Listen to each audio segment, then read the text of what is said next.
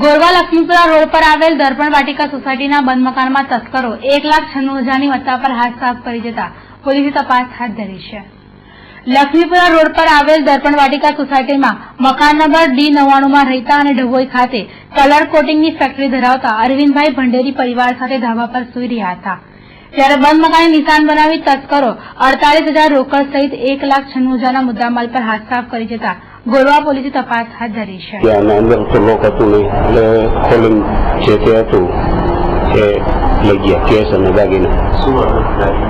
એક મંગળસૂત્ર હતું, એક ચેન.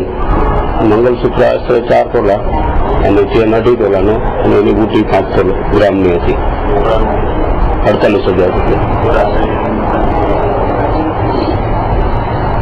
2 લાખની આજુબાજુ. 2 નહીં, 2 ની આજુબાજુ. તો બીજી તરફ રેસકોર્સ ખાતે આવેલ શ્રીજી ટાઈમ્સ મોબાઈલ શોપમાં સેલ્સમેન અને ડ્રાઈવર તરીકે ફરજ બજાવતા સારા બનેવીએ ડિલિવરી આપવાના અંદાજે 5 લાખની કિંમતના મોબાઈલો બારોબાર વેચી દેતા શોપના માલિક વિનીત તન્નાની ફરિયાદના આધારે પોલીસે પ્રમોદ ચૌહાણ અને તૃષાર સોલંકીની ધરપકડ કરી છે. તો બીજી બાજુ નસવાડી ખાતે ક્વાંટ રોડ પર રહેતા ઓઇલના વેપારી રજાકભાઈ મોહમ્મદભાઈ ઘરના ત્રીજા રૂમમાં પરિવાર સાથે સૂઈ રહ્યા હતા. ત્યારે તસ્કરે ઘરમાં પ્રવેશી 1,30,000ની મત્તા પર હાથ સાફ કરી જતા પોલીસે તપાસ હાથ ધરી છે.